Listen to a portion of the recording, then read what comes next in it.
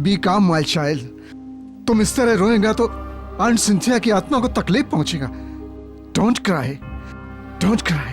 Okay dad, अगर ऐसी बात है तो आई विल नॉट क्राई। और वैसे भी मेरा हस्बैंड मारियो ने आंटी को जीती जी क्या कम तंग किया होगा। बेटे, मारियो तुम्हारे साथ नहीं आया? उस बेशरम को क्या पता कि फैमिली का कीमत क्या होता है। नशे की हालत में पड़ा होगा किसी रोड पर। उसका इररिस्पॉन्सिबिलिटी ने तुम्हारा नहीं, पूरा गोम्स फैमिली का लाइफ बर्बाद कर दिया बेटे।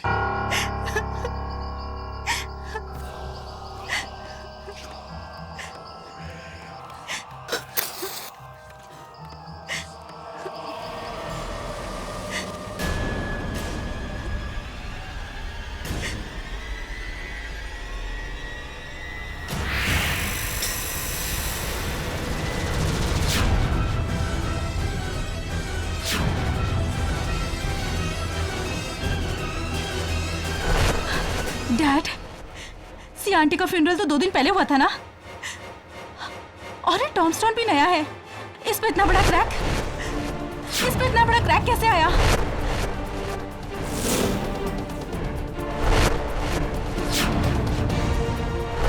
ये क्रैक?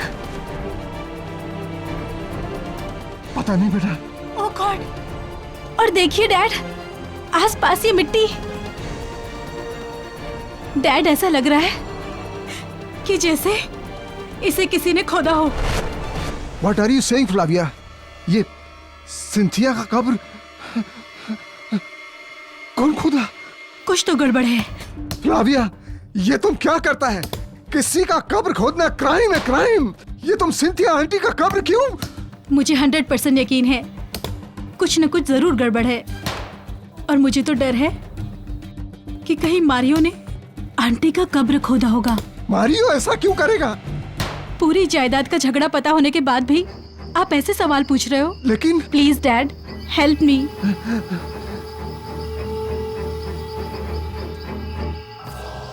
खोलिए उसे।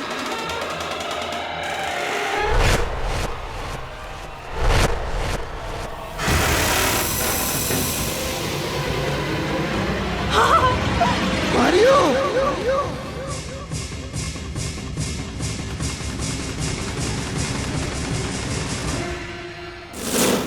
डियर आंट सिंथिया, आपको आपकी ये नीज एमिली बहुत मिस करेगी। काश आप भी हमारे साथ होती।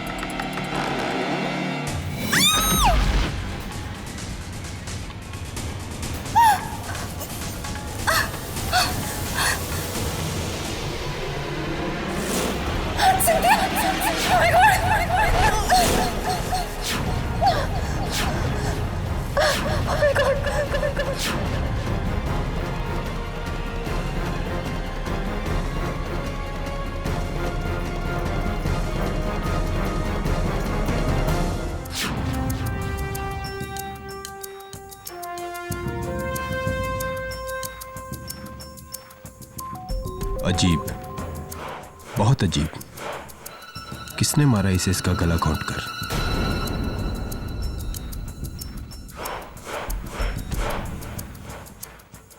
गले में चेन डालकर मारा इसे। ये देखो, इसके गले पे चेन की कड़ियों के निशान साफ दिखाई दे रहे हैं। साफ, ये चेन मिली बार कोने में।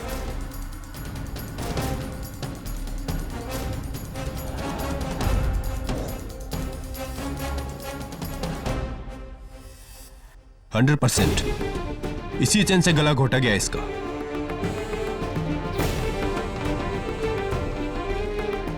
और रिचर्ड, मेरी भांजी एमिली का पति। बट इंस्पेक्टर, ये चेन रिचर्ड्स का नहीं है, एमिली का है।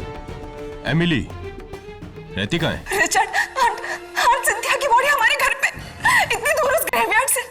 नहीं, मुझे नहीं पता कैसे। अब मैं क्या करूं? रचन, बॉडी बहुत भारी है, मैं उसे नहीं उठा सकती।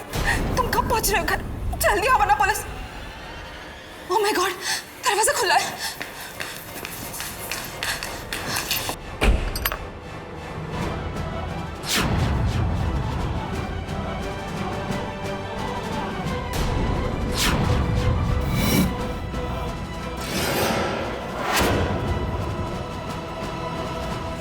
ओह माय गॉड, सिंथिया का बॉडी यहाँ।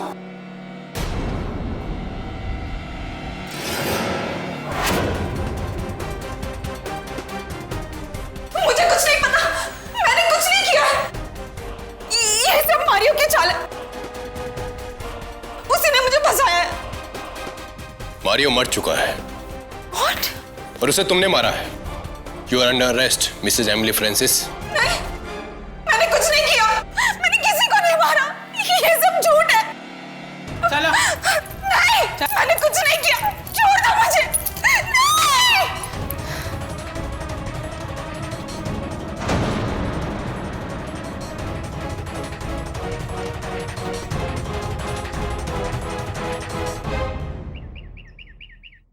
मिसेस बिलमोरिया, क्या आप लोग जानते हैं कि कब्रिस्तान के चारों ओर जो दीवारें होती हैं वो इतनी ऊंची क्यों होती? नहीं सर, क्यों? सिंपल, क्योंकि ये रिंगटोन तुमने लगाई है मेरे फोन पे। Yes sir. Bad ringtone. Hello, Richard Francis तुम्हारे पास अपनी बीवी का केस लेकर आएगा। उसका केस मत लेना, वरना पछताओगे। अच्छा, really? Thank you for the advice, लेकिन आप कौन? Hello hello, that's weird, like your ringtone, that's also weird, please change it. Yes sir. Sir, I'll get that.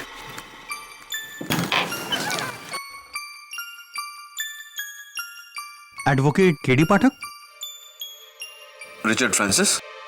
आपको कैसे पता? मेरे जासूस चारों ओर फैले हुए हैं। Just joking. बताइए मिस्टर फ्रांसिस, आपका कौन सा केस है जो मुझे नहीं लेना चाहिए? रिचर्ड, मुझे बहुत डर लग रहा है। मुझे इस लॉकअप में अकेले मत छोड़ो। यहाँ आसपास सारे खूनी हैं, लेकिन मैंने किसी को नहीं मारा। किसी को नहीं मारा मैंने, किसी का खून नहीं किया, किसी को नहीं मारा मैंने।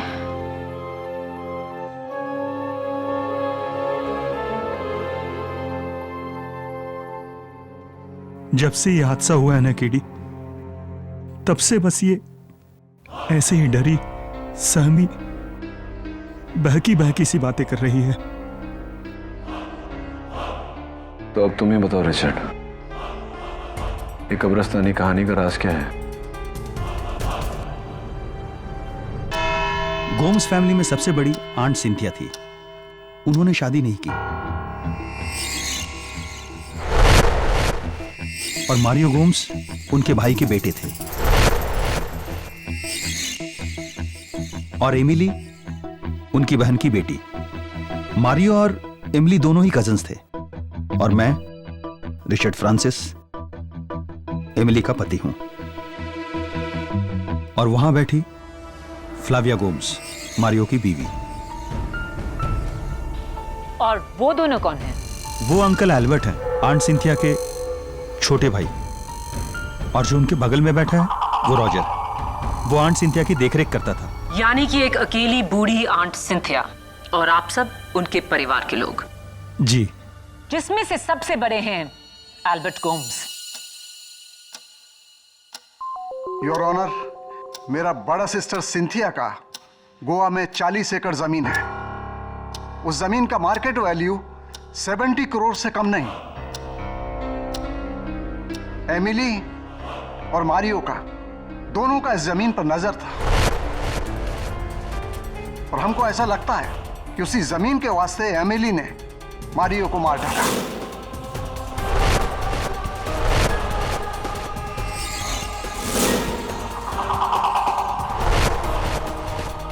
भी यही शक है।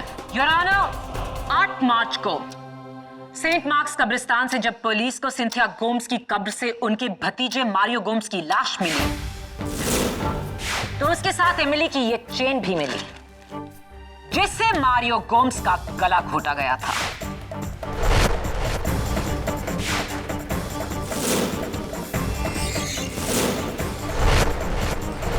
जाहिर है पुलिस उसके बाद एमिली के घर पहुंची, जहां से शॉकिंगली उन्हें सिंथिया गोम्स की लाश बरामद हुई। शॉक तो मैं आपकी बातों से हूं प्रोसिक्यूटर साहिबा। अगर मैं अपना ये पेंसिल आपकी मेज पर छोड़ दूं तो क्या इससे ये साबित होता है कि आपने मेरा ये पेंसिल चुराया है? Definitely not. Your honour, Cynthia Gomes की लाश को कोई एमिली के दरवाजे पर छोड़ गया था। इसका क्या सबूत है? किसी ने उस लाश को वहां लाते हुए देखा? इसका कोई सबूत नहीं, लेकिन एमिली को किसी ने लाश ले जाते हुए भी नहीं देखा। लेकिन छुपाते हुए देखा inspector Dave, mister Albert Gomes और फ्लाविया गोम्स ने। और सिर्फ जुर्म को छुपाया जाता है। ये जुर्म एमिली ने किया क्योंकि उसके जूतों के निशान कब्रिस्तान में मिले। योर ऑनर, उस कब्र के पास गड़े फुटप्रिंट्स की फोटोग्राफ्स जो एमिली के सैंडल्स की हैं, ये सैंडल्स जो इंस्पेक्टर दवे को उस दिन एमिली के घर से मिले।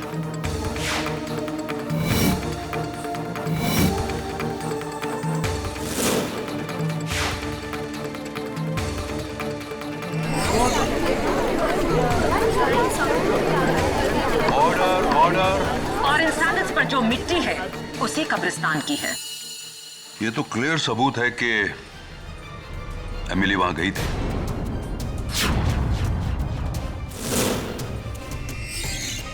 और इतना बेहतरीन प्लान लेकर मारियो को मारकर उसकी लाश को ऐसी जगह छुपाना जहां उसे ढूंढने की कोई सोच भी नहीं सकता। एक कब्रिस्तान की 6 फुट नीचे कब्र में, कब्र भी किसी और के नाम की, आंटी सिंथिया, जिसे 2 दिन पहले ही 100 लोगों ने दफन होते हुए देखा। कहना पड़ेगा एक्सीलेंट हाइडिंग प्लेस एमिली, लेकिन अफसोस सिंथिया की लाश को ठिकाने लगाते हुए इंस्पेक्टर दवे ने एमिली को रंगे हाथों पकड़ा और जीनियस प्लान फ्लॉप हो गया। योर ऑनर, मुझे प्रोसिक्यूटर साहिबा को याद दिलाने की कोई जरूरत नहीं कि हर मर्डर का एक मोटिव होता है, कत्ल की वजह। और एमिली के पास कत्ल की कोई वजह नहीं थी, क्योंकि आंटी सिंथिया ने खुद अपनी जायदाद इसी वसीयत में एमिली के नाम लिख दी थी।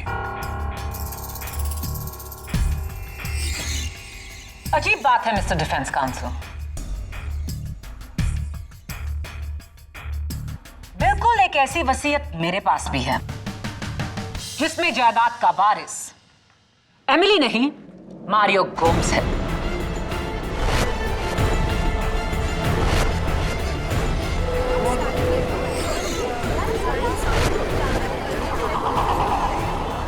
Order order. योर ऑनर, एक जायदाद के 2 दावेदार, कजिन्स मारियो और एमिली। इसीलिए एमिली ने मारियो की जान ली, ताकि मारियो की मौत के बाद सारी जायदाद एमिली फ्रांसिस के नाम हो।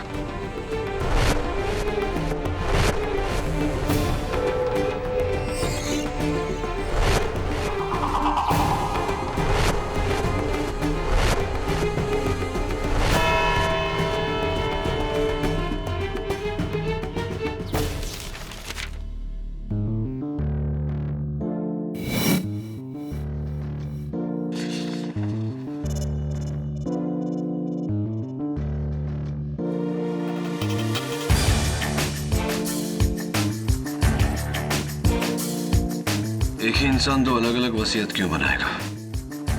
मैटर वही, डेट भी सेम, सिर्फ नाम अलग। नेती, आंटी सिंथिया कहां तक पड़ी थी? सर, रिपोर्ट के मुताबिक वो एक एमकॉम ऑनर्स थी। एमकॉम?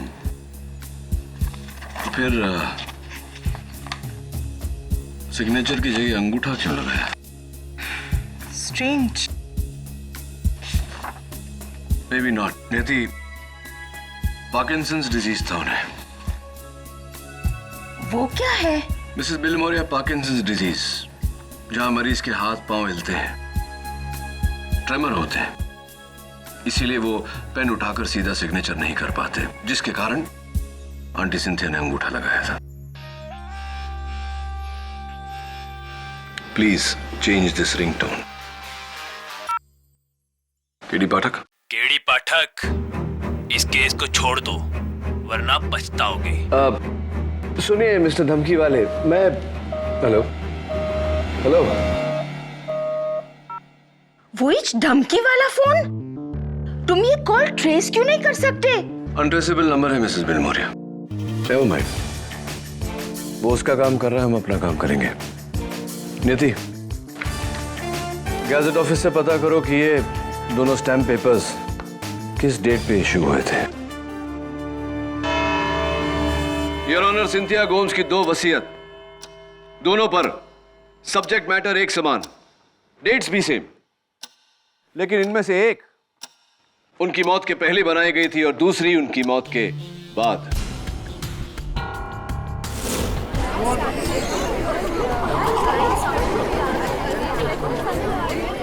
Order order. केडी, ये तुम कैसे कह सकते हो? योर ऑनर, गवर्नमेंट रेगुलेशंस के मुताबिक जब भी कोई स्टैम्प पेपर इशू किया जाता है तो रजिस्टर में उसका डेट ऑफ इशू दर्ज किया जाता है।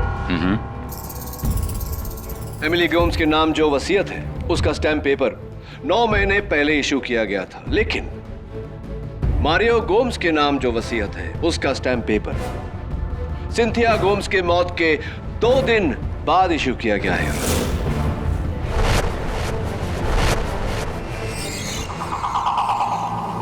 तो फिर इस पर सिंथिया गोम्स के अंगूठे का निशान कैसे आया मरने के बाद? अनफॉर्चुनेटली योर ऑनर, इस केस से यह जाहिर हुआ है कि मौत के बाद भी अंगूठे का इस्तेमाल किया जा सकता है वसीयत पे थंब इंप्रेशन लेने के लिए, भले ही ऐसा करने के लिए कब्र ही क्यों ना खोदनी पड़े। Right mister Albert?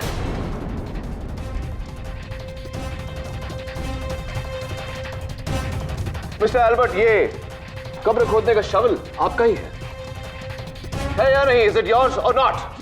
जी जी, ये शवल मेरा ही है, लेकिन 2 महीने पहले रॉजर ने मुझसे बोरो किया था। योर ऑनर, मैं रॉजर को कटघरे में बुलाने की इजाजत चाहता हूं। इजाजत है।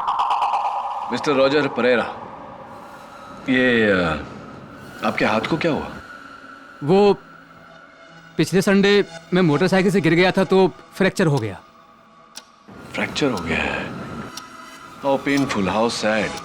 एनीवे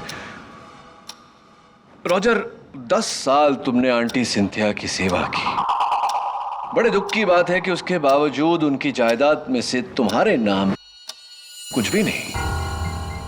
वांदा नहीं साहब, मैडम सिंथिया ने मुझे बेटे की तरह रखा था। उन्होंने कभी मुझे नौकर समझा ही नहीं, और यही मेरे लिए काफी है। मुझे पैसे में कोई इंटरेस्ट नहीं है साहब। वाह क्या बात है, व्हाट अ नोबल थॉट। अगर दुनिया में हर इंसान तुम्हारी तरह होता तो दुनिया कितनी सुंदर होती, सोचो। वैसे पता नहीं कि तुम्हें पता है या नहीं, लेकिन एमिली के बाद 70 करोड़ की जायदाद के मालिक तुम हो।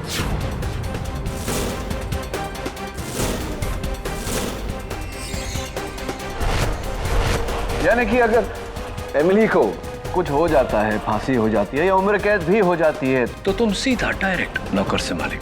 क्या?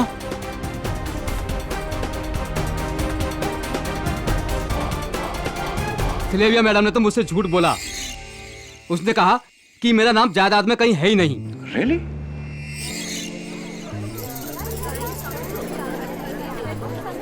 यानी ये पूरा हिस्सा ये लेना चाहती है? नहीं, मुझे मेरा हिस्सा चाहिए। हाँ, और मिलना भी चाहिए तुम्हें तुम्हारा शेयर। लेकिन उससे पहले मैं ये जानना चाहता हूँ कि कमेलियन क्या होता है, जानते हो तुम? क्रिकेट जो रंग बदलता रहता है। क्योंकि देखो ना, अभी थोड़ी देर पहले तुमने कहा कि तुम्हें पैसों में कोई इंटरेस्ट नहीं, और अब तुम कह रहे हो कि मुझे मेरा शेयर चाहिए। Interesting point. लेकिन उससे भी ज्यादा इंटरेस्टिंग पॉइंट यह है कि मैडम फ्लाविया ने आपको झूठ क्यों बोला? योर ऑनर, मैं फ्लाविया को कटघरे में बुलाने की इजाजत चाहता हूं। इजाजत है? मारियो की वजह से सर। मारियो नहीं चाहता था कि रॉजर को इस बात के बारे में कभी भी पता चले कि उसका नाम भी वसीयत में है।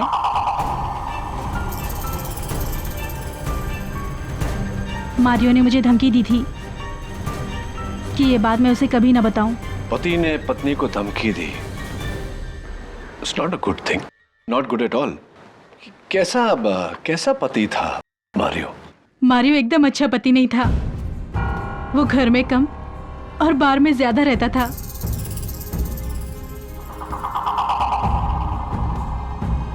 उसकी शराब पीने की गंदी आदत और उस पर सी अय्याशियां। मेरा लाइफ तो उसने एकदम जहन्नुम बना दिया था sir.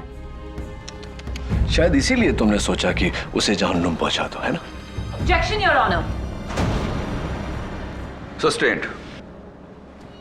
Sorry your honour. Sorry Flavia, तुम्हारा दिल दुखाने का मतलब नहीं था मेरा। एनीवे, अगला सवाल।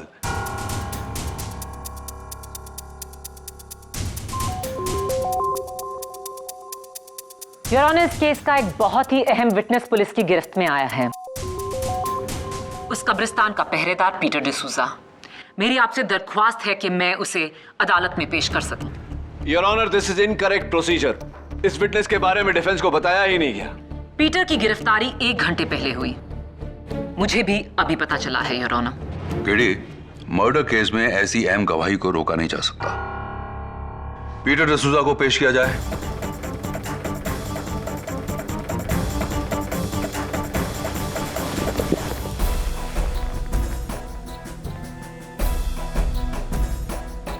हमको माफी दे दो जज साहब, हमसे बहुत बड़ा मिस्टेक हुआ। हमको इसके लिए बहुत मनी दिया गया था। किसने दिया वो पैसा? फेस नहीं देखा। हाँ, क्योंकि सारा बात और ऑर्डर फोन पे आया था। हाँ, मगर वो एक आदमी था, उसकी वजह से मैंने ये सब कुछ किया। उसका नाम रिचर्ड था साहब। नहीं, मैंने किसी को फोन नहीं किया।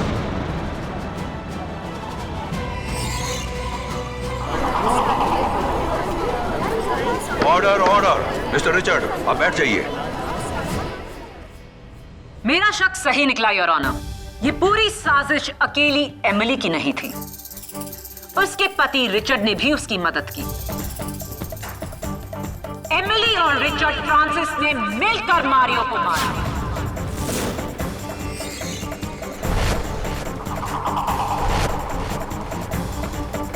Your honour, may I approach the bench? You may. Your honour, इस नए विटनेस, नए सबूत की रोशनी में मुझे थोड़ा वक्त चाहिए। लेकिन पीटर डिसूजा की गवाही के बाद तुम्हारा केस और भी कमजोर हो गया। योर ऑनर, पीटर ने सिर्फ उसकी आवाज सुनी है, चेहरा नहीं देखा। मुझे पूरा यकीन है कि कोई तो है जो इस केस को गुमराह करने की कोशिश कर रहा है। वही शख्स मुझे भी धमकियां दे रहा है और ये बात मैं साबित कर सकता हूं कोर्ट में।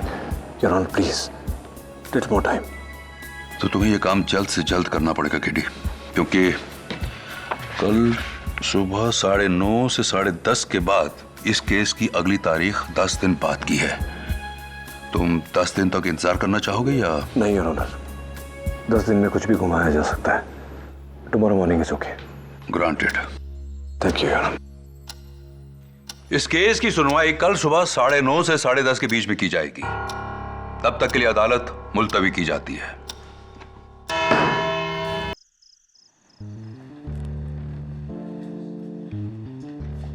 एल्बर्ट, रॉजर, फ्लेविया, रिचर्ड, ये चारों अभी भी शक के दायरे में। इन चारों में से कोई भी हो सकता है या फिर कोई और।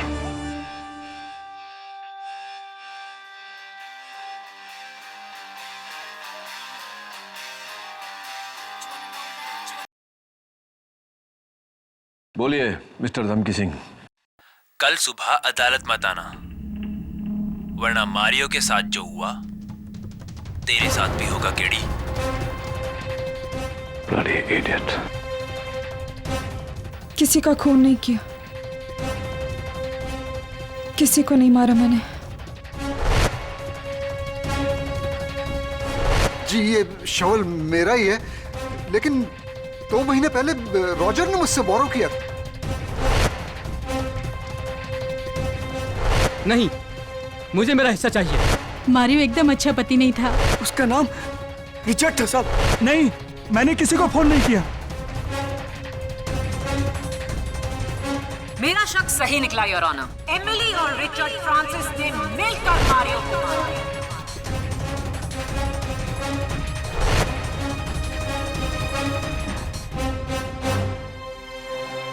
सुबह के 4 बज गए नियति। चलो तुम्हें घर छोड़ देता हूँ। सर लेकिन आप? मुझे जाना है अभी Saint Mark's graveyard.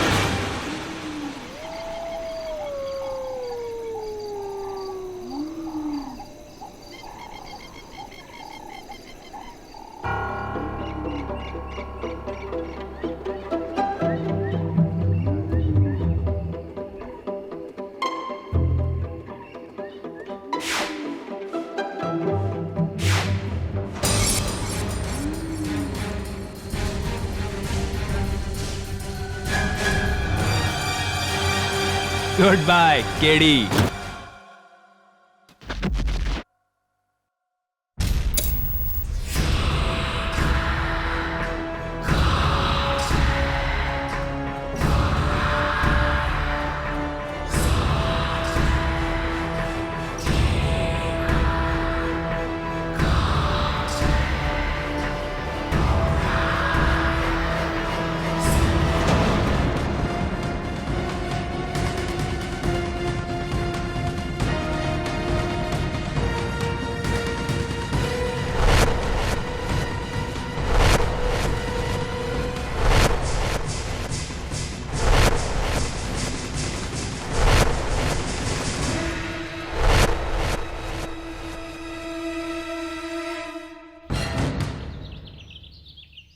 Hello Jhilmil ji, मैं नियति ऑफिस से बोल रही हूँ। केडी सर अब तक ऑफिस ही नहीं आए और 9:30 बजे हमें कोर्ट पे पहुँचना है। जी मैंने उनका फ़ोन ट्राई किया और बिल्कुल आउट ऑफ रीच है। हाँ, सुबह के 4:30 बजे वो कब्रिस्तान गए थे। I mean I hope he is okay. I am worried.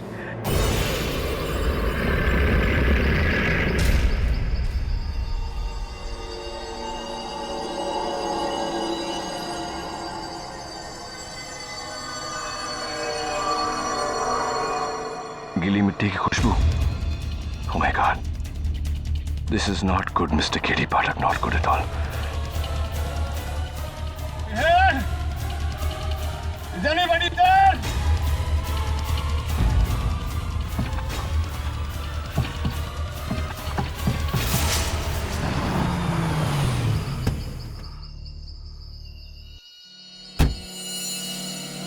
KD sir की गाड़ी?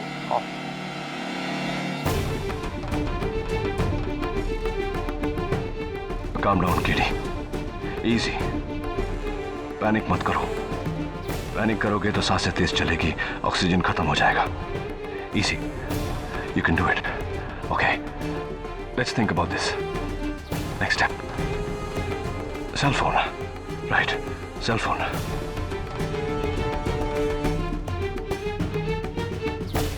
जरूर सर अंदर होके। केडे, केडे, केडे। झिलमिल जी, यहाँ नहीं, कब्रिस्तान के अंदर। अरे नियति, एक जिंदा आदमी कब्रिस्तान में क्या करेगा? कहीं बाहर होगा। केडी! ठीक है, मैं अंदर जा रही हूँ। मेरी लड़की मरवाएगी यार। KD sir! Sir! Sir! Damn. No signal. Oh, come on. I can't die in a coffin. Alive. That's very silly.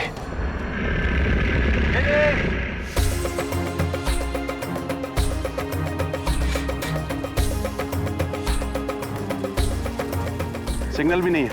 इसलिए तो सर का फोन आउट ऑफ रीच आ रहा था। केडी! KD sir!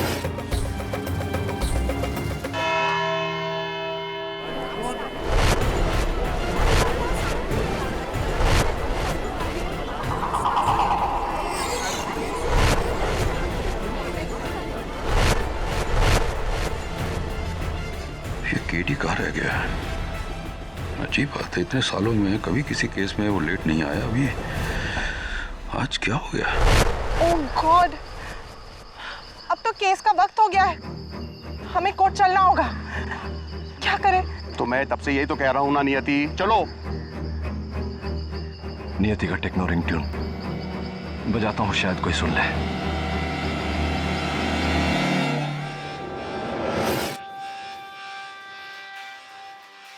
एक सेकंड। क्या हुआ? यहाँ से कुछ आवाज आ रही है, कोई इंग्लिश गाने की। गाने की? हाँ, हो सकता है ये किसी डीजे की कब्र होगी। अंदर भी बचा रहा होगा बेचारा। टेक्नो बीट्स, मेरा रिंगटोन। कान बज रहे हैं तुम्हारे कान। कब्रिस्तान है ये। अभी चलो, लेट हो रहे हैं, कोर्ट मुकदमा शुरू हो गया होगा। चलते। योर ऑनर, आधा घंटा हो गया है और केडी का कोई नामो निशान नहीं। Well KD, I think you are finished. Cell phone पे सिग्नल नहीं, कोई तेरी आवाज नहीं सुन रहा। ये तेरा आखिरी केस था और ये तेरी पहली और आखिरी कबर। Sorry to say, good bye KD. Good bye KD. Good bye KD. Oh my God, अब समझ में आया मारियो का खून किसने किया, लेकिन क्या फायदा? कैसे साबित करूंगा कॉफिन में? योर ऑनर, मेरी राय है आप इस केस का फैसला सुना दीजिए।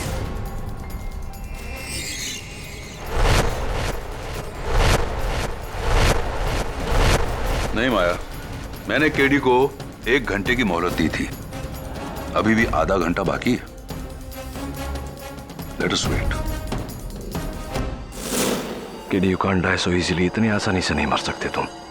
सोचो सोचो कैसे बाहर निकलोगे। कार कीज, गाड़ी की चाबी, गाड़ी का सिक्योरिटी लॉक, शायद कोई देख ले। रेडियो सेंसर्स दीवारों से पास होते हैं।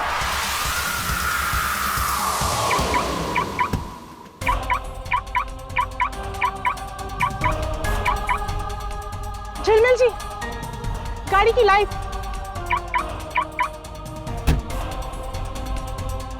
हाँ, मुझे लगा था कि केडी अंदर ही होगा और सो रहा होगा। KD! KD sir! KD! KD! KD sir! KD! अंदर तो कोई नहीं है। मैंने कहा था कि गाड़ी उसकी खराब हो गई होगी, गाड़ी यहीं छोड़ करके वो कोर्ट चला गया होगा। चलो। नहीं झिलमिल जी, आई एम श्योर ये कोई इशारा है हमारे लिए। केडी साहब में कांटेक्ट करने की कोशिश कर रहे हैं। I am sure. हो तुम पागल हो। चलो मेरे साथ चलो। देखिए, आप आए या नहीं आए, I am sure KD sir अंदर है। मैं अंदर जा रही हूँ। अरे यार, ये लड़की फिर मरवाएगी। नियति! नियति! अरे नियति! ओह, केडी सर! अरे क्या केडी केडी यार। थिंक नियति, थिंक। सर का रिंगटोन मैंने सुना था।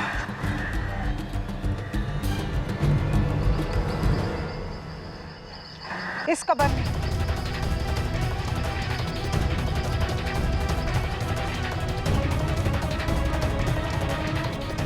जिंदा? हाँ। नियति, तुम पागल हो गई क्या? इस कब्र के अंदर केडी जिंदा?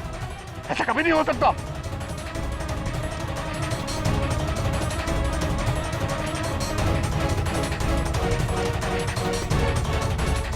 झिलमिल जी, ये देखिए, यहाँ की तारीख है 1991, यानी कि 20 साल पुरानी। और यहाँ की मिट्टी देखकर ऐसा लगता है जैसे कि इसने अभी इस पे डाली हो। एक minute, I am very sorry नियति। क्या हुआ? नहीं, मुझे लगा था कि कुछ तुम में, लेकिन नहीं, इंटेलिजेंट, फैंटास्टिक। क्या तुमने ढूंढ निकाला। एकदम इस कब्र की मिट्टी ताजा है, ऐसा है लगता है कि अभी अभी ये कब्र को दफनाया गया है। झिलमिल जी, हमें ये खोदना होगा अभी इसी वक्त। मैं नहीं खोदूंगा कब्र। लेकिन आप ही तो। नहीं, मैं कब्र को हाथ नहीं लगा सकता। मैं अच्छा ठीक है, आप किसी की मदद तो ले सकते हैं ना।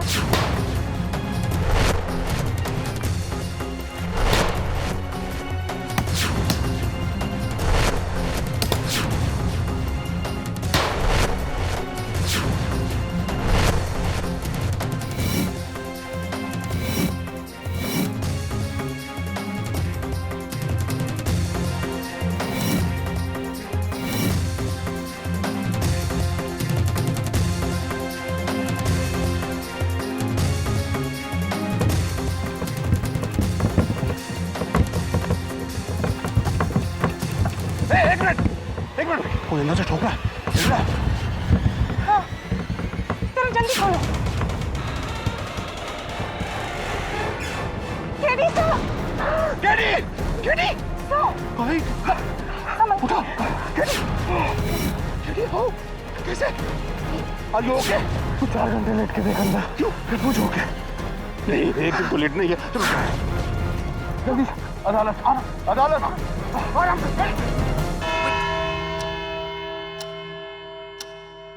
With due respect, Your Honor, KD का ये कोर्ट हियरिंग मिस करना साफ कहता है कि उसके पास अपनी क्लाइंट की बेगुनाही का कोई सबूत नहीं।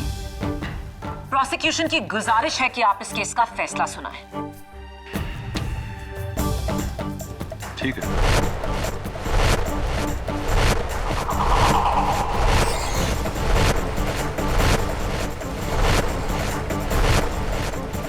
साढ़े 10 बजने वाले हैं और योर ऑनर, लेकिन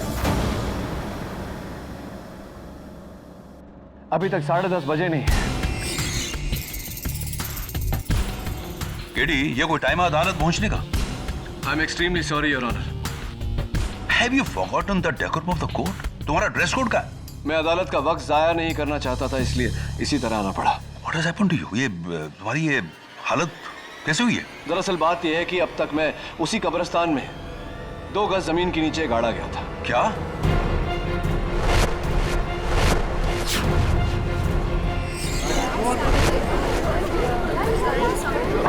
कोर्ट प्लीज। किसकी हरकत है ये? उसी की योर ऑनर, जो नहीं चाहता कि मैं मारियो के कातिल को ढूंढ निकालूं। तुमने उसका चेहरा देखा है? चेहरा तो नहीं देखा योर ऑनर, लेकिन उसकी आवाज सुनी है।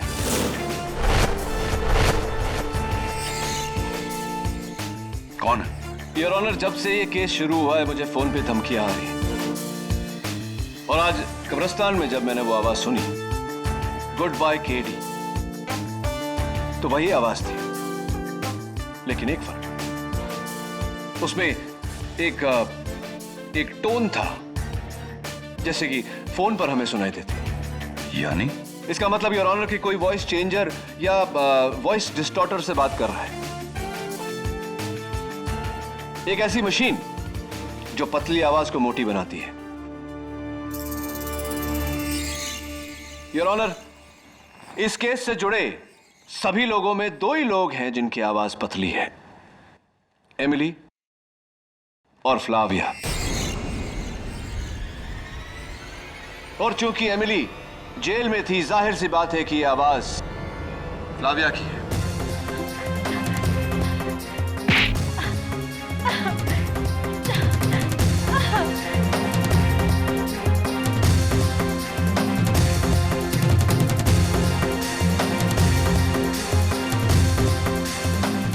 मेरा हस्बैंड मारियो और मेरे डैड एल्बर्ट दोनों ने मिलकर एक झूठी वसीयत तैयार की और उसके ऊपर सिंथिया आंटी के लाश के अंगूठे का निशान लगाया।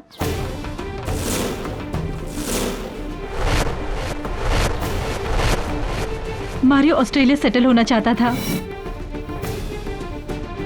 पर मेरे साथ नहीं, उसकी गर्लफ्रेंड के साथ, वो भी मुझे धोखा देकर। इससे पहले कि वो मुझे धोखा देता,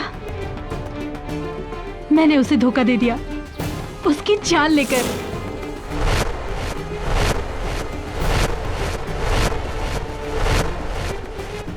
उस दिन मैं एमिली के घर गई।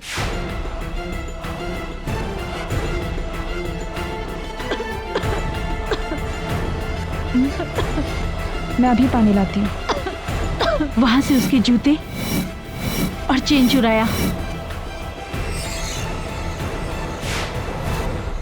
और उसी चेन से मैंने अपने पति का मर्डर कर दिया।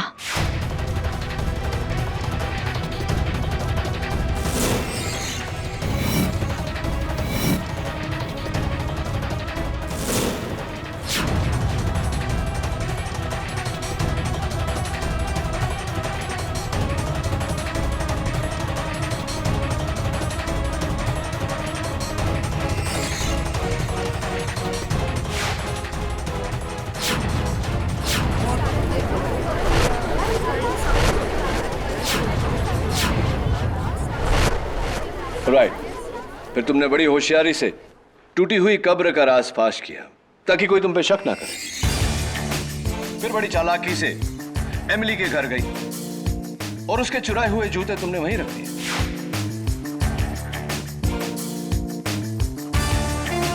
ताकि दवे को इन्वेस्टिगेशन के दौरान वो वहां से बरामद हो।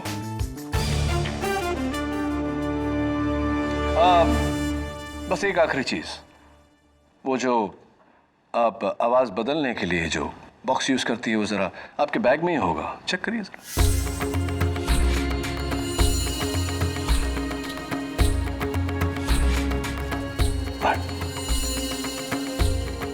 इस वॉइस चेंजर के जरिए मैंने कब्रिस्तान के कब्र खोदने वालों को रिश्वत दी और उन्होंने मेरे ही कहने पर मारियो की लाश वहीं पर दफन कर दी और आंटी सिंथिया की लाश एमिली के घर छोड़ दी।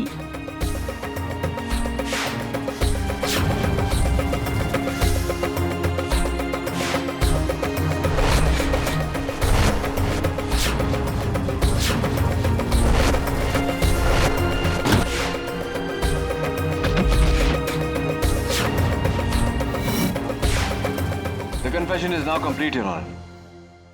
फ्लावियो गोम्स के इकबाल जुर्म के बाद अदालत उन्हें फौरन हिरासत में लेने का हुक्म देती है। नहीं, नहीं, मैंने कुछ गलत नहीं किया है, मैंने कुछ गलत नहीं किया है, छोड़ो मुझे। और इस केस से जुड़े एल्बर्ट गोम्स पर अदालत अलग से मुकदमा चलाने का हुक्म देती है और एमिली फ्रांसिस, इन्हें अदालत मारियो गोम्स के कत्ल के इल्जाम से बाइज्जत बरी करती है।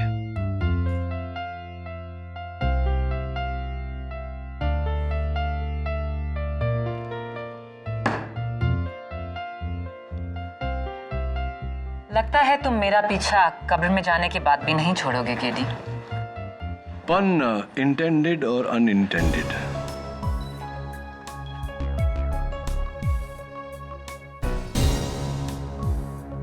कांग्रेचुलेशन। अब सॉरी, हाथ नहीं मिला सकता, हाथ जरा काले हो गए, लेकिन अच्छा है मुंह काला होते होते बच गया। Thank you so much. All the best to both of you. Well done sir, graveyard mystery solved. अब उस ग्रेवयार्ड रिडल का भी जवाब दे दीजिए ना प्लीज। नियति, पहले मुझे बहुत फनी लगता था, लेकिन खुद कब्र में जाने के बाद I don't find it funny anymore. Sir please, मुझे जानना है, आई एम वेरी क्यूरियस। जानो ना सर नहीं, प्लीज बताइए ना, क्यों कब्रिस्तान के चारों ओर ऐसी ऊंची ऊंची दीवारें होती हैं? Why? Okay, if you insist. कब्रिस्तान के चारों ओर ऊंची दीवारें होती है क्योंकि लोग अंदर घुसने को मरते हैं। See, I told you it's not funny anymore. Am I right or am I right?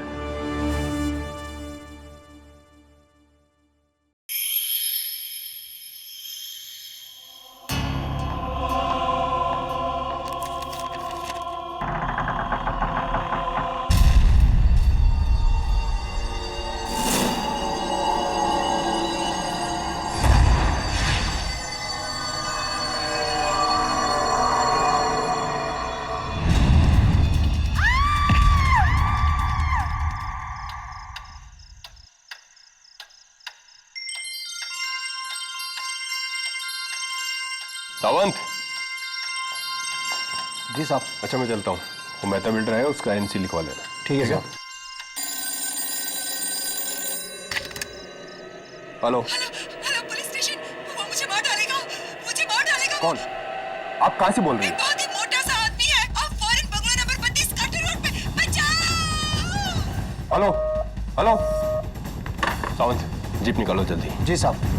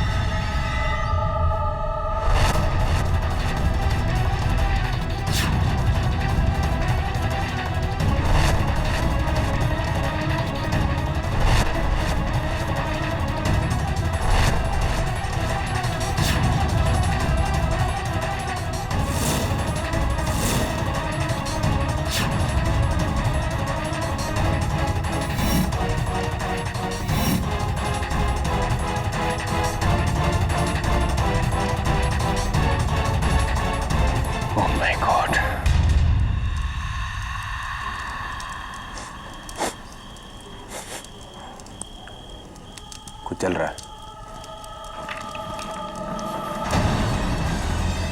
Hands up! कोई चालाकी नहीं। सब मैंने कुछ नहीं किया सब मैं तो पड़ोस में रहता हूँ। मैं एक एस्टेट एजेंट हूँ, दिनेश पटेल।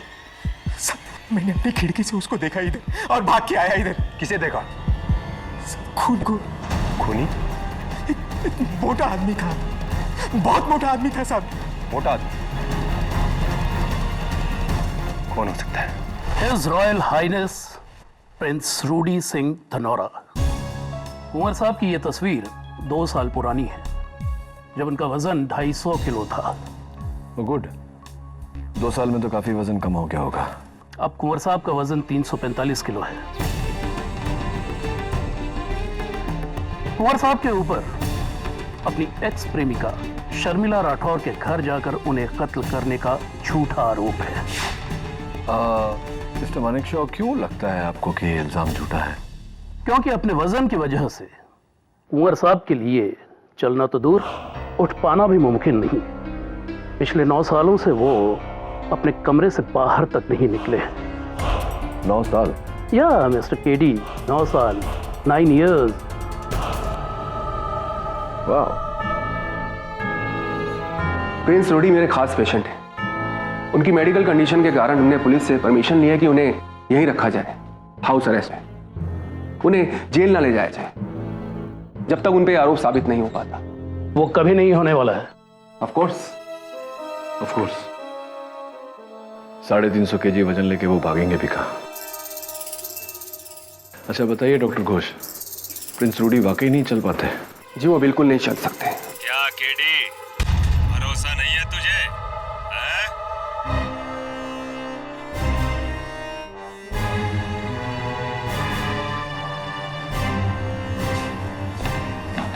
और कुंवर जी को आप प्लीज नाम से नहीं बुलाएंगे, आप उन्हें हिज हाइनेस प्रिंस या कुंवर जी कहेंगे। और केडी, कुंवर जी के बर्ताव के लिए मैं एडवांस में आपसे सॉरी बोलता हूँ। आइए। ये चिकन तंदूरी है या चूजा? न नमक न मसाला। हॉस्पिटल जैसा खाना बनाना है तो वहीं जाके काम करो। गेट आउट, दफा हो जाओ यहाँ से। सॉरी कुंवर साहब, सॉरी। आइए। मोटा सांड, पता नहीं मरता क्यों नहीं।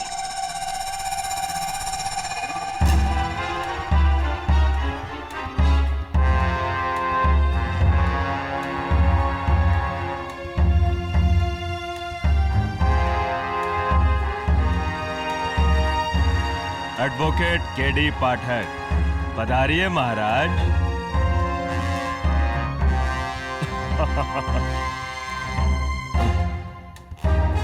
माफी चाहता हूं, अगर मेरा चौथा लंच ब्रेक न चल रहा होता तो आपसे उठकर हाथ मिलाता।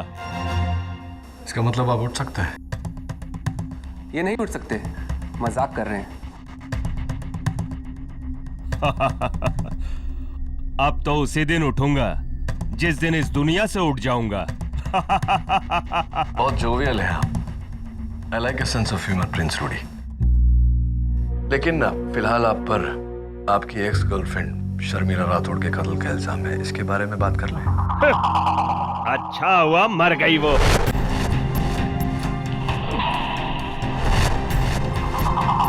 11 साल पहले मैं उसके प्यार में पागल था, लेकिन उसने मुझसे कहा कि अगर मैं मोटे से पतला हो जाऊं तो मुझसे शादी करेगी।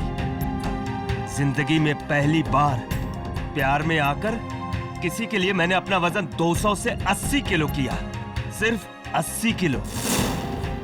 मैंने अपना वादा पूरा किया, पर उसने नहीं, उसने मेरे प्यार को ठुकरा दिया। उस ठुकराए हुए प्यार के गम में मैंने खाना शुरू किया, बस खाता गया और आज मेरी ये हालत हो गई, सब उस डैन की वजह से। खा लीजिए। क्या है? कुंवर साहब, दवाई खा लीजिए। तो खिलाओ और दफा हो जाए यहाँ से।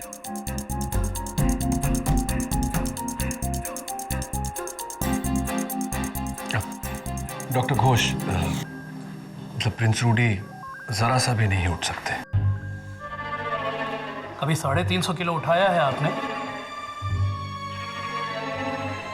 नहीं मिस्टर मालिक शाह, कभी कोशिश भी नहीं की। और अगर इतनी कोशिशों के बाद प्रिंस रूडी अपना 350 किलो का वजन नहीं उठा पाते, 13 किलोमीटर दूर जाकर शर्मिला राठौड़ को मारना इट्स इम्पॉसिबल।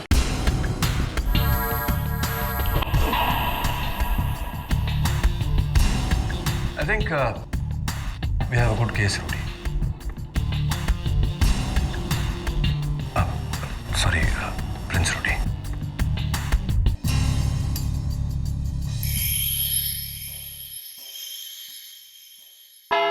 योर ऑनर, सबसे पहले मैं अदालत का शुक्रिया अदा करना चाहता हूं कि अदालत ने मेरे मुवक्किल प्रिंस रूडी सिंह धनावरा को उनके मेडिकल कंडीशन के कारण अदालत में ना बुलाकर घर से ये केस अटेंड करने की इजाजत दी। ये सब तमाशा है योर ऑनर, सरासर ढोंग। जो इंसान अपने घर से 13 किलोमीटर दूर जाके मर्डर कर सकता है, क्या वो इस अदालत के कटघरे में नहीं आ सकता? प्रोसिक्यूटर साहिबा, अगर मेरे मुवक्किल चल पाते तो मेरे पास लड़ने को केस ही नहीं होता। Your honour, Prince Rudy obesity के मरीज है। उनका वजन इतना है कि 9 साल से वो अपने कमरे से बाहर नहीं निकले। ऐसा आदमी 13 किलोमीटर का फासला तय करके खून कैसे कर सकता है?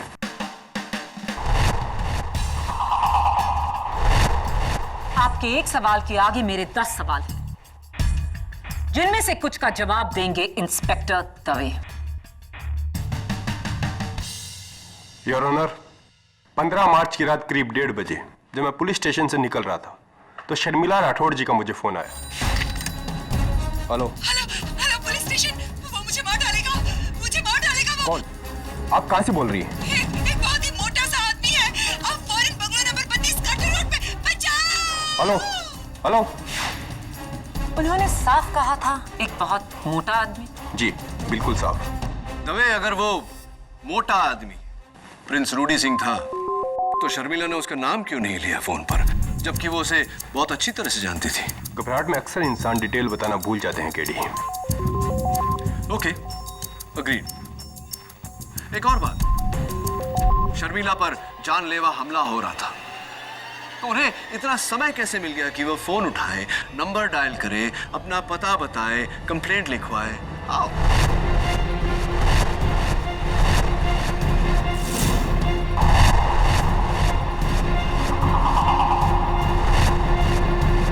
ये मत भूलो केडी कि वो एक बहुत ही मोटा आदमी था, उसे डॉज करना आसान था। इसीलिए रूडी के पकड़ने तक शर्मिला को फोन करने का टाइम मिला। योर ऑनर, अगर इतना समय था शर्मिला जी के पास तो वो वहां से भाग क्यों नहीं गई? केडी, चाहे तुम कुछ भी कह लो, रूडी सिंह ही कातिल है। योर ऑनर, मौका वारदात से बरामद ये बैट जिस पर रूडी सिंह की उंगलियों के निशान है, और इतना ही नहीं, जमीन पर उनके जूतों के निशान, साइज 12।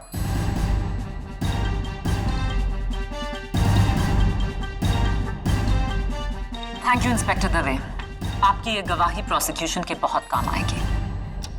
योर ऑनर, मेरा अगला गवाह जो इस केस के स्टार विटनेस हैं, जिन्होंने खूनी को अपनी आंखों से देखा, शर्मिला राठौड़ के घर के सामने वाले घर में रहने वाले state agent Dinesh Patel. Sir, रात के 1:30 बजे थे, मैं सो रहा था। मेरे बेडरूम के सामने ही शर्मिला जी की खिड़की है। अचानक मैंने शर्मिला जी की चीख सुनी और फिर फायर अलार्म की आवाज, और उठकर मैंने खिड़की से देखा तो सर मुझे लगा कुछ ना कुछ गड़बड़ है। मैं वहां पहुंचा और वहां देखा पूरा सामान बिखरा हुआ था और कुछ ही दूरी पर जमीन पर शर्मिला जी की लाश पड़ी थी।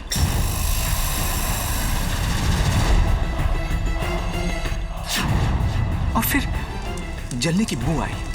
मैंने किचन की ओर देखा तो वहां से धुआं आ रहा था, और फिर मैं भागकर किचन में गया और वहां कोई नहीं मिला। और फिर पुलिस आ गई सर।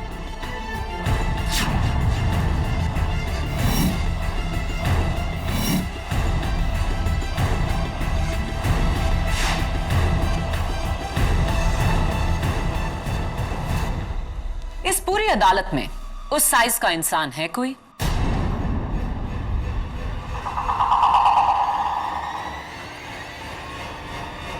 नहीं,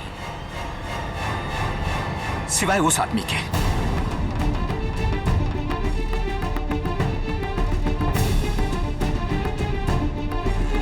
मैंने उसी को देखा सीलिंग पे लगे फायर अलार्म को बंद करते हुए। झूठा।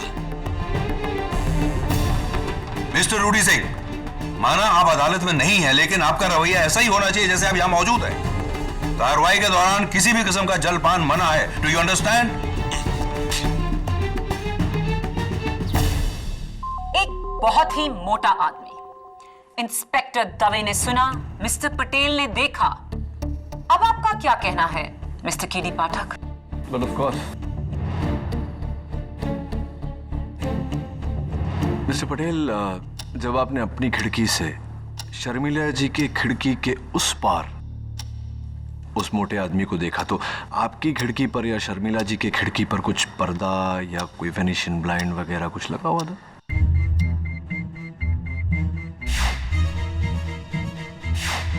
जी हाँ सर, शर्मिला जी की खिड़की पर एक पर्दा था। शर्मिला जी की खिड़की पर एक पर्दा था? जी हाँ। यानी कि आपने उस आदमी को नहीं देखा, महज उसकी परछाई को देखा, राइट? जी, लेकिन नहीं, अभी मेरा सवाल खत्म नहीं हुआ। एक मिनट, मैं आपसे पूछना चाहता हूं कि मिस्टर पटेल, इस रुमाल के पीछे कितनी उंगलियां हैं मेरी?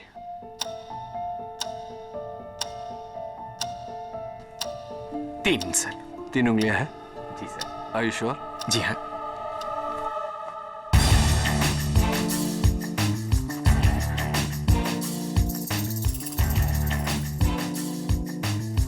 मिस्टर पटेल, अगर 2 फुट की दूरी से रुमाल के पीछे आपको उंगलियां जानने में तकलीफ होती है, तो क्या अदालत का यह मानना ठीक रहेगा कि 40 फुट की दूरी से, वो भी रात के अंधेरे में, आपको परछाई पहचानने में गलती हुई हो, गलतफहमी हुई हो? सर, भले ही मैंने उसका चेहरा नहीं देखा, लेकिन उसका मोटापा तो देखा। सर, इतना बड़ा पेट, इतना मोटा आदमी और कौन हो सकता है? ये तो तय करेंगे अदालत में। मिस्टर पटेल, एक बात बताइए, मैंने सुना है कि आपने शर्मिला जी के बंगले के लिए 4 करोड़ रुपए उनको ऑफर किए थे, क्या ये सही है? जी हाँ सर, लेकिन उन्होंने इनकार कर दिया था। अब तो आपके लिए वो बंगला खरीदना बहुत ही आसान हो गया mister Patel. Anyway, let's come back to the point, which is कि आपने महज पर्दे के पीछे एक परछाई देखी, आपने मेरे मुवक्किल को नहीं देखा। क्यों? क्योंकि आपके मुवक्किल चल नहीं सकते। एग्जैक्टली यार। आइए इस फैक्ट के बारे में उन्हीं के स्टाफ से पूछते हैं। सबसे पहले मिस्टर रूडी सिंह के एडीसी मिस्टर साइरस मानिकशॉ। इजाजत। Mister Manekshaw, Colaba shoe store का ये बिल, साइज 12 के जॉगिंग जूते 4 फरवरी को खरीदे गए, कीमत 3,670 रुपए। क्या ये जूते आपने खरीदे? जी हाँ। आपके पैर का साइज क्या है? 9। ये शूज एक्चुअली मैंने अपने भाई के लिए खरीदे थे। उसके पैर का साइज 12 है। तो ये खून आपके भाई ने किया मिस्टर मानिकशॉ, क्योंकि इन जूतों के निशान शर्मिला के घर पर मिले।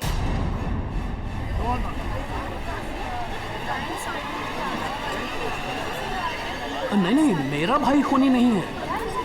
इनफैक्ट ये शूज मैंने कुंवर साहब के लिए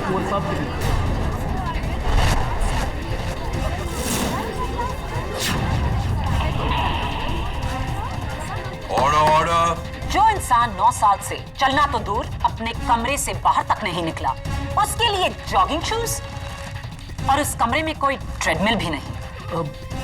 पता नहीं, कुंवर साहब ने मंगाए और मैं ले आया। Thank you your honour. मेरी अगली गवाह रूडी सिंह की नर्स मिस बी बजाज। ये बी बजाज क्या है? जी, मेरा नाम बसंती बजाज।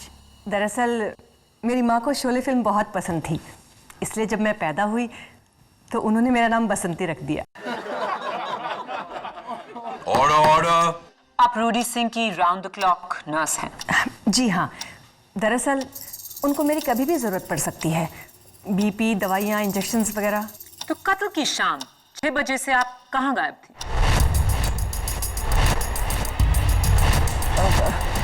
वो सर ने मुझे छुट्टी दी थी, इसलिए मैं हाफ डे लेके चली गई थी।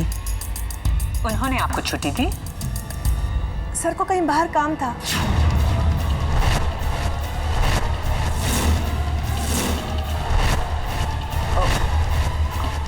I mean, सर को कुछ काम था, इसलिए उन्होंने छुट्टी दी हमें। कुछ काम करना था? किसी का खून करना था? Objection your honour. Sustained. Your honour, मेरा बस यही पॉइंट है कि कोई अपने स्टाफ को तभी छुट्टी देता है जब वो घर पर ना हो।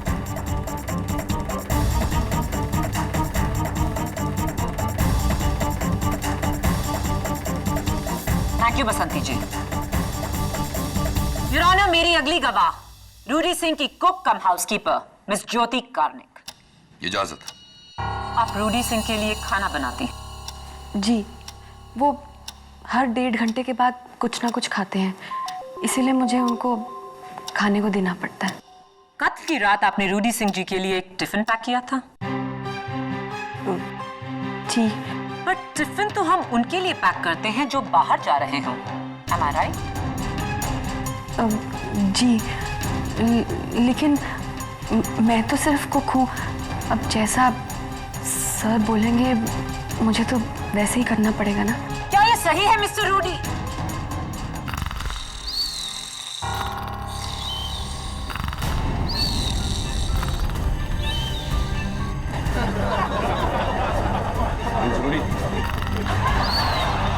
Order.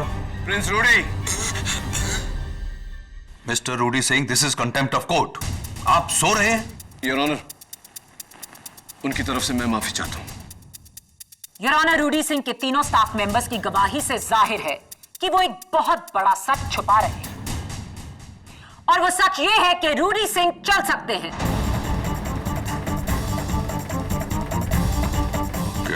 Your honour, Prince Rudy के स्टाफ के एक अहम मेंबर की गवाही अब भी बाकी है। मैं प्रिंस रूडी के personal physician doctor Shubhankar Ghosh को कटघरे में बुलाने की इजाजत चाहता हूं। इजाजत। डॉक्टर घोष, आप प्रिंस रूडी सिंह जी के पर्सनल फिजिशियन हैं। अदालत को बताइए कि क्या वो चल सकते हैं या नहीं। जी नहीं, रूडी सिंह जी बिल्कुल नहीं चल सकते। मैं पिछले 4 साल से उनका डॉक्टर हूं, और योर ऑनर, ओबेसिटी को ट्रीट करना मेरी खासियत है, और मेरे पास कई ऐसे पेशेंट्स हैं जिनका वजन 300 से भी ऊपर है। क्या वो चल सकते हैं? जी, मगर रोडी सिंह जी नहीं चल सकते।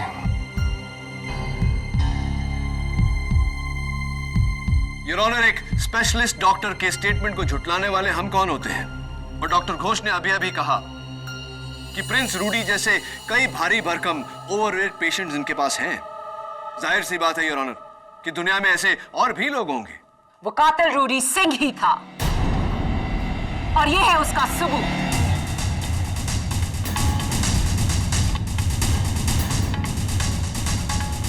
मार्च की रात कार्टर रोड पर सिटी क्लब के बाहर कुछ fans film star Salman Khan के इंतजार में बैठे थे और जब मिस्टर खान बाहर आए तो उन्होंने उनके साथ कुछ तस्वीरें खींची। शर्मिला का घर उस क्लब के बिल्कुल सामने है और 1:15 पर ली गई ये तस्वीर काफी दिलचस्प है और ये है उसका जूम इन वर्जन,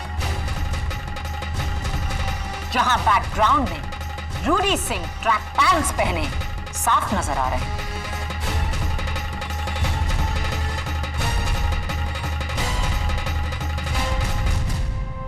ये तो बिना किसी शक व शुबा के रूडी सिंह ही है।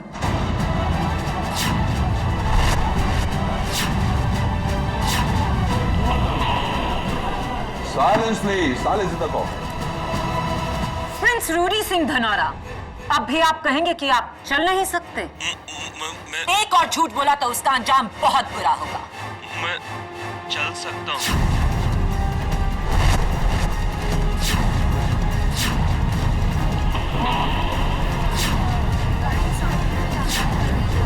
Order, order. पिछले 2 हफ्तों से मैं चल सकता हूँ। 7 दिन बाद शर्मिला की शादी होने वाली थी, तो मैंने सोचा एक आखिरी बार उससे मिलकर अलविदा कह दूं। इसलिए मैं उससे मिलने के लिए पहली बार घर से बाहर निकला, पर उसके सामने जाने की हिम्मत नहीं जुटा पाया, तो मैं दरवाजे से ही वापस लौट आया। तो आपके डॉक्टर और आपका स्टाफ क्यों कह रहे हैं कि आप चल नहीं सकते? क्योंकि मैंने ही उनको धमकी दी थी कि किसी ने सच कहा तो उनको मैं नौकरी से निकाल दूंगा। प्रिंस रूडी, ये क्या किया आपने? क्यों किया? मैं डर गया था केडी। मुझे जब पता चला कि शर्मिला का खून हो गया तो मुझे लगा कि सबसे पहले उंगली मुझ पर ही उठेगी। इसलिए मैंने अपने स्टाफ से झूठ बुलवाया और खुद भी झूठ बोला। पर केडी, शर्मिला को मैंने नहीं मारा। मैं तो आज भी उससे प्यार करता हूँ।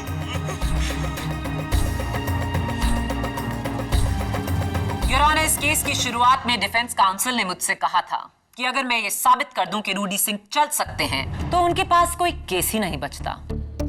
अब अदालत क्या कहे?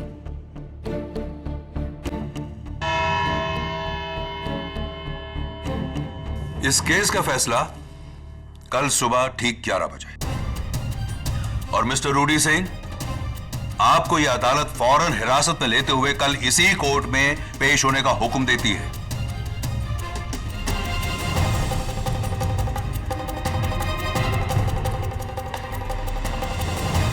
लगता है वो दिन आ गया कि तुम्हारी पहली हार का दिन। KD Pathak will finally lose a case.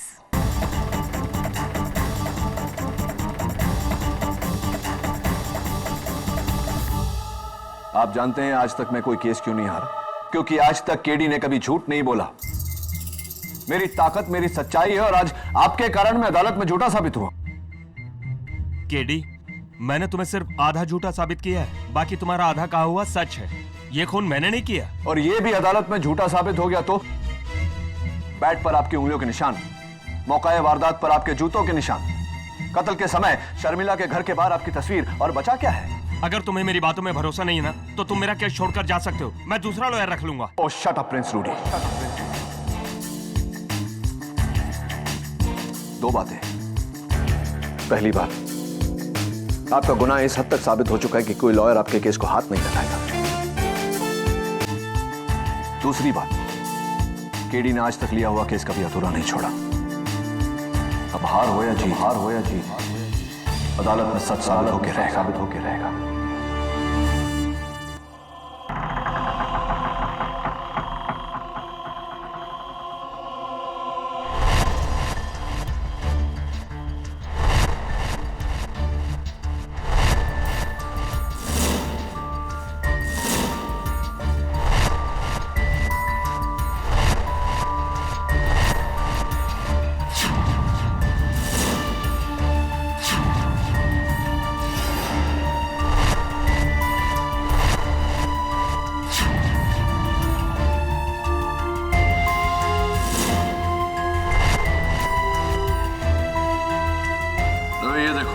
क्या है केडी?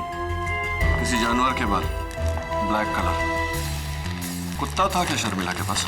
नहीं तो फिर ये बाल किसके हैं? केडी, ये मत कहना कि किसी आदम को जानवर ने उसकी जान ली है। ये मैं नहीं, तुम कह रहे हो। आओ किचन में चलते हैं।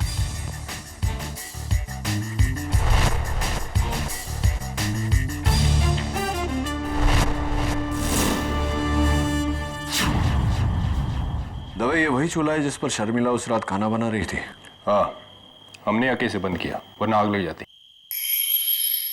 राइट, लेकिन रात के 1:30 बजे शर्मिला खाना क्यों बना रही थी?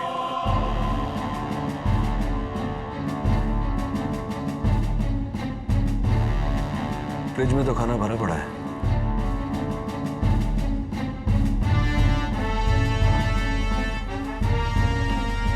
मुझे लगता है कि शर्मिला खाना नहीं बना रही थी। तो फिर ये गैस कातिल ने ऑन किया है। ओह, ताकि फायर अलार्म बजे और उसके पकड़े जाने का रिस्क हो। 50% राइट, 50% रॉन्ग। ताकि फायर अलार्म बजे और कोई उसे देखे। Fire alarm, let's go.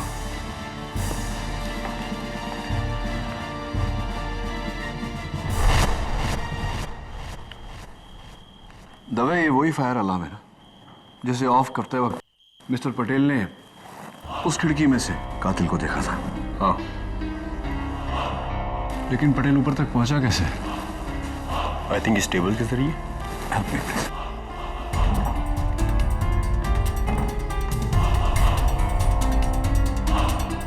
क्या लगता है तुम्हें? 6 फीट 4? राइट। मिसेस बिलीमोरिया, हाय। कल सुबह तक मुझे शर्मिला राठौड़ और इस केस से जुड़े हर विटनेस पे सारी डिटेल्स चाहिए। Thank you, so sweet of you. तभी केस क्लोज करने का समय आ गया।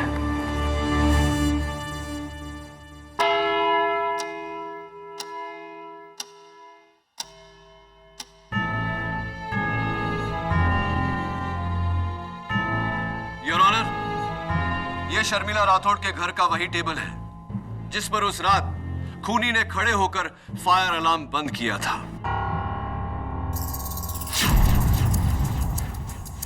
मेरी बात से इंस्पेक्टर दवे भी सहमत होंगे। यस। प्रिंस रूडी, आपका मौजूदा वजन, करंट वेट कितना है? 345 kilo. 345, 345 kgs, your honour. Dave, तुम्हारा? 80 किलोज। हवलदार साहब, आपका? 75 किलो। 75 kgs और 80 kgs, total 155 kgs, your honour. Dave sir, आप यहाँ आना। हवलदार साहब, आप भी आइए। मैं चाहता हूं कि आप दोनों इस मेज पर खड़े हो जाएं।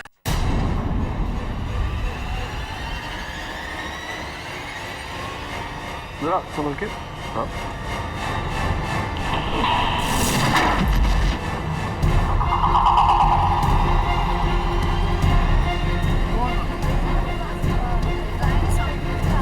उठो तो। लगी तो नहीं? Thank you. योर ऑनर, यही था मेरा सवाल। यह टेबल जो 155 किलो उठाते हुए टूट गई, इसका 350 किलो उठाना नामुमकिन है। यह तभी के तभी टूट जाती। तो फिर ये टूटी कैसे नहीं? क्योंकि योर ऑनर, कत्ल की रात पर जो आदमी इस टेबल पर खड़ा हुआ था वो मोटा जरूर था, लेकिन भारी नहीं।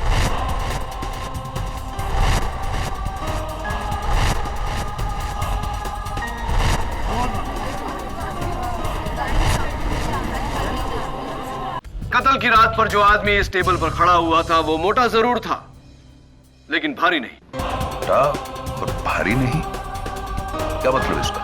इसका मतलब प्रिंस रूडी की cook cum housekeeper miss Karnik बताएंगे।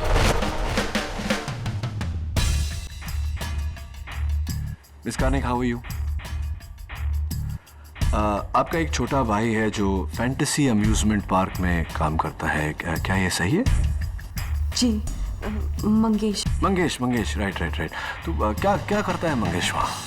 जी वो वहाँ पे भालू है।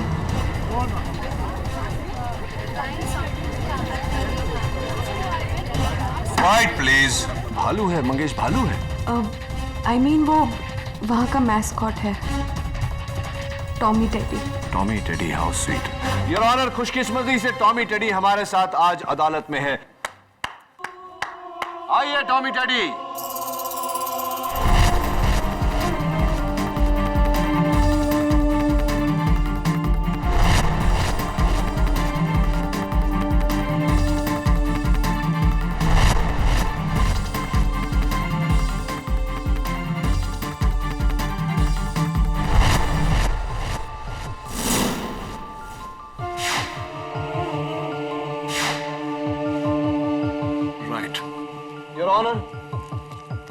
इस पोशाक के कुछ रेशे मुझे शर्मिला जी के घर से बरामद हुए। इसका मतलब टॉमी टेडी वहीं थे उस रात।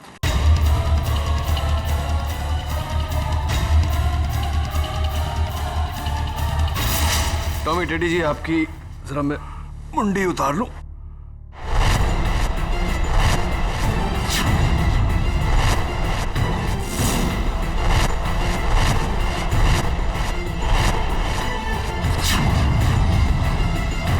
मंगेश, तुम?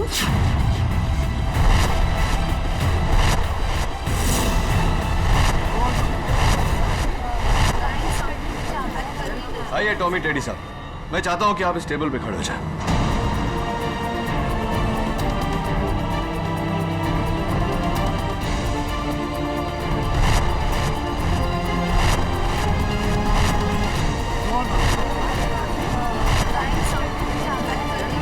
Order, order. योर ऑनर, अगर मैं इसके सामने पर्दा लगा दूं तो 40 फुट की दूरी से किसी को भी ये गलतफहमी होगी कि पर्दे के पीछे कोई बहुत मोटा आदमी खड़ा हुआ है, ठीक उसी तरह जिस तरह मिस्टर पटेल को हुई थी। Mister Patel, am I right or am I right?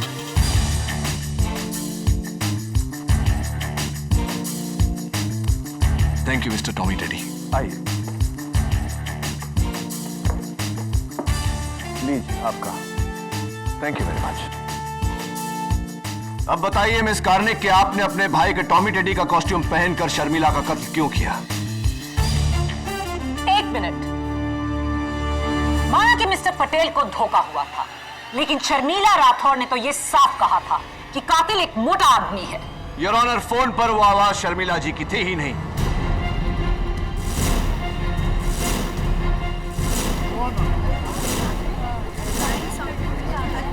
Order, order. सबसे पहले मिस कार्निक ने शर्मिला जी का कत्ल किया, उसके बाद उनके घर को तहस नहस किया, उसके बाद पुलिस को फोन किया। वो आवाज मिस कार्निक की थी या नहीं? बोलिए। नहीं नहीं योर ऑनर, मैंने कुछ नहीं किया, वो मैं नहीं थी, वो मिस्टर मानिक शॉ थे।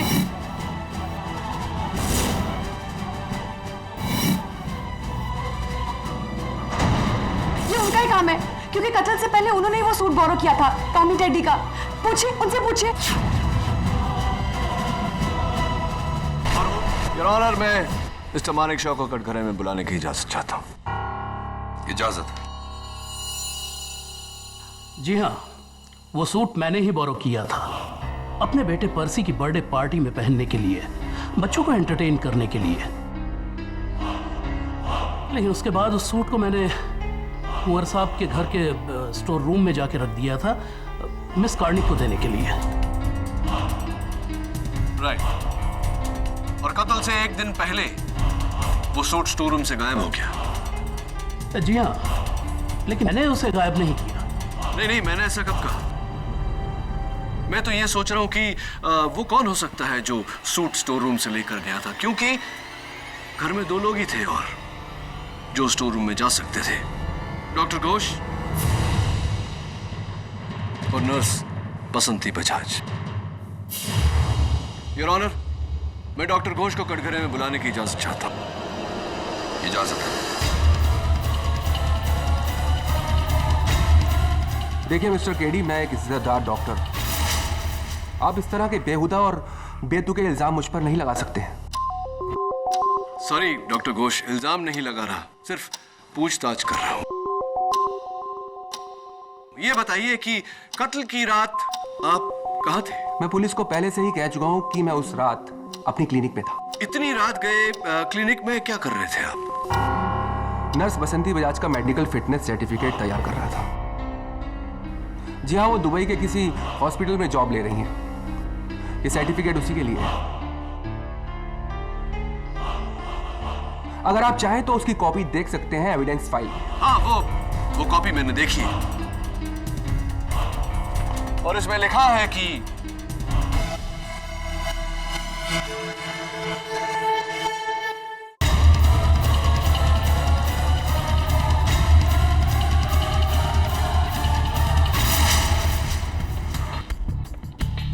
आप बैठिए डॉक्टर घोष। योर ऑनर, मैं नर्स बजाज को कटघरे में बुलाने की इजाजत चाहता हूं। इजाजत।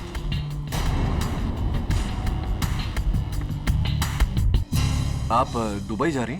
जी हाँ, दरअसल मैं रूडी साहब की बदतमीजियों से तंग आ चुकी हूँ।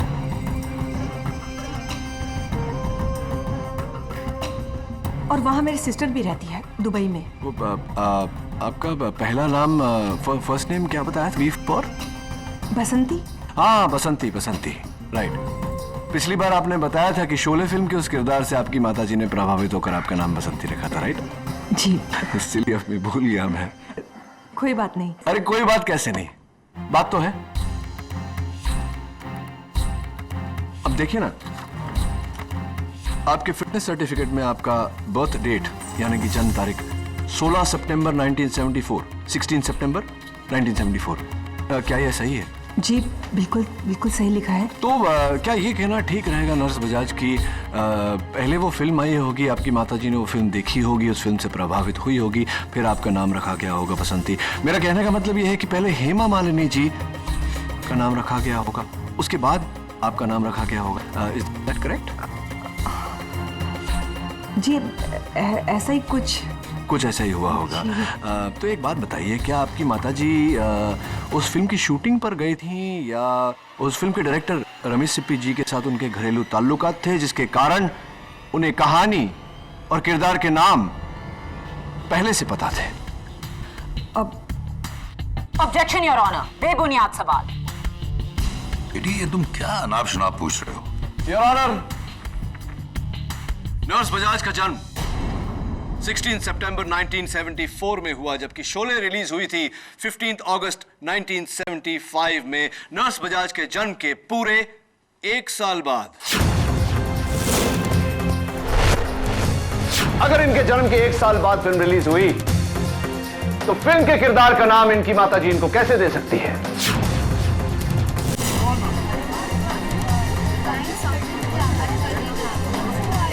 Order order.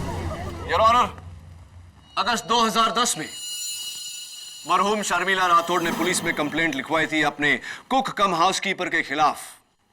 नूरी झा, इल्जाम 20 लाख रुपए के ज्वेलरी की चोरी। तब से नूरी झा फरार है, लापता है, फेक आइडेंटिटी के साथ जी रही है। लेकिन आज नूरी झा अदालत में मौजूद है। नर्स बसंती बजाज के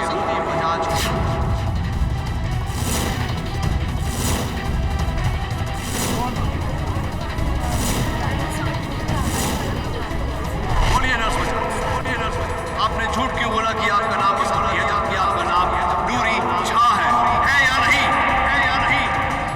बात में कोई शंका नहीं कि आपका नाम बसंती बजाज नहीं नूरी शाह है और आप ही ने कत्ल किया है शर्मिला राठौर का। बोलिए, आपने कत्ल किया है या नहीं? जी हाँ, जी हाँ। मैं ही नहीं जाऊँ, मैं ही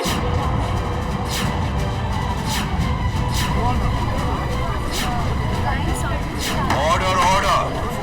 जज साहब, मैं रूडी साहब की नर्स बनके उसके साथ अपना नया जीवन शुरू कर रही थी। अचानक मुझे पता चलता है कि रूडी साहब और शर्मिला मैडम का पुराना रिश्ता है और मुझे ये भी डर था कि कहीं शर्मिला मैडम मेरी असलियत ना बता दे। मैंने शर्मिला मैडम की शादी के एक हफ्ता पहले उन्हें मारने का प्लान किया। मैंने रूडी साहब की उंगलियों के निशान एक एक्सरसाइज बैंड पे लिए।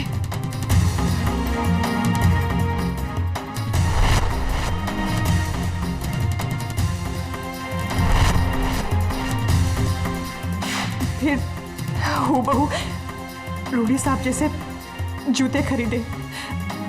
उसके बाद स्टोर रूम में जाकर टेडी बेयर का कॉस्ट्यूम चोरी किया और फिर शर्मिला जी के घर जाकर उनका कत्ल कर दिया मैंने।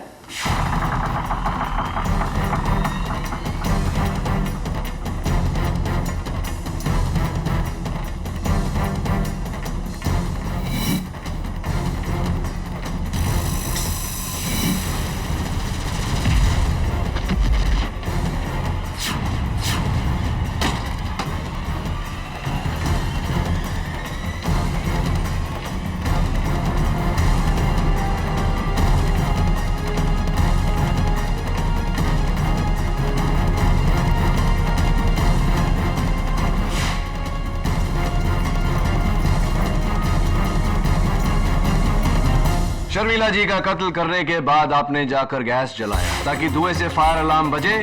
आप टेबल पर चढ़ी, फायर अलार्म बंद किया ताकि लोगों को यह वहम हो कि कत्ल किसी बहुत ही मोटे आदमी ने किया है, मेरे मुवक्किल रूडी सिंह ने, जबकि कत्ल आपने किया था। जी हाँ, ये कत्ल मैंने ही किया।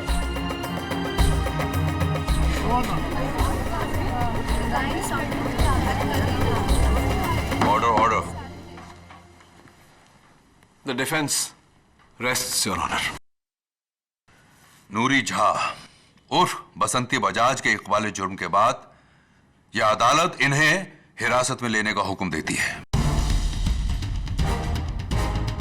और श्री रूडी सिंह धनौरा को शर्मिला राठौर के कत्ल के इल्जाम से बाइज्जत बरी करती है। The case is closed. Prosecutor साहब, so close yet so far. लेकिन कहना पड़ेगा इस बार थोड़ा डरा दिया था आपने मुझे। अभी तो सिर्फ डराया है केडी, हराया नहीं। वो दिन भी जल्द आएगा। Congratulations, Prince Rudy. प्रिंस नहीं, only Rudy. How sweet. Okay. I think it's okay. KD और रूडी, क्या टीम है। आखिर हम जंग जीत गए। रूडी, ये जंग तो हम जीत गए, लेकिन अभी तुम्हारी एक जंग बाकी है, तुम्हारे इस मोटापे के साथ। 10 साल पहले जब तुम्हें प्यार हुआ था, एक नई जिंदगी के लिए तुमने वजन घटाया था।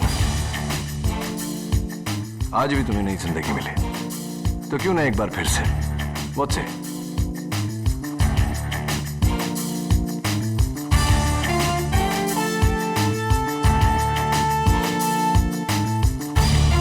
All the best. और भी दिलचस्प कहानी देखने के लिए हमारे चैनल को सब्सक्राइब करें और बेल आइकॉन दबाना न भूलें।